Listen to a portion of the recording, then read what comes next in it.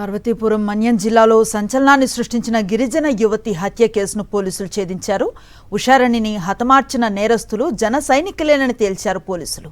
కూటమి ప్రభుత్వం కుట్ర రాజకీయాలను వైఎస్ఆర్సీపీ బట్టబయలు చేసింది.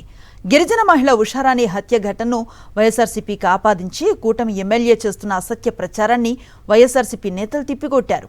A1, A2 నిందితులైన భువనేశ్వరరావు, తేజేశ్వరరావు ఇద్దరు జనసేన నేతలేనని, వారిద్దరికీ ఉన్న జనసేన పార్టీ సభ్యత్వ ఆధారాలు చూపించారు. దోషులు అధికార పార్టీకి చెందిన వారే అని రుజువు చేశారు. గిరిజన సంఘాలతో కలిసి బాధిత కుటుంబానికి అండగా మాజీ ఎమ్మెల్యే కళావతి నిరసన కార్యక్రమాలు చేశారు.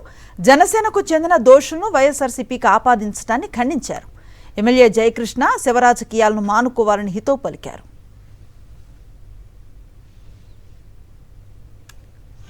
ఎస్టీ కాన్స్టిట్యున్సీ నుండి నువ్వు ఎమ్మెల్యేగా గెలిచావు. అఫెన్స్ జరిగిందని నీ దృష్టికి వచ్చింది.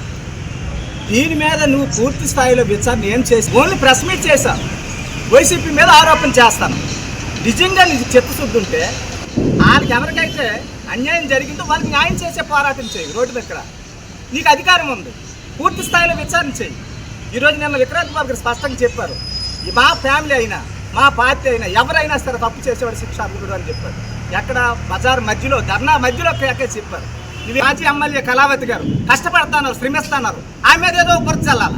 ఇది ఎంతవరకు న్యాయమైనటువంటి అంశము? నువ్వు ఒక బాధ్యత గల వ్యక్తి, ఎమ్మెల్యేవు, పూర్తి స్థాయిలో నీకు అధికారం ఉంది, విచారణ చెయ్యి.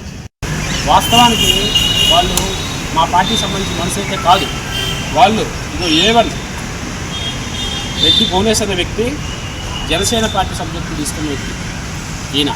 అలాగే A2 సవిరిగాన తేజేశ్ అనే కుర్రాడు కూడా జనసేన సభ్యత్వం తీసుకోగా వాళ్ళ ఊర్లో పెద్ద పెద్ద కటౌట్లు ఇవ్వండి.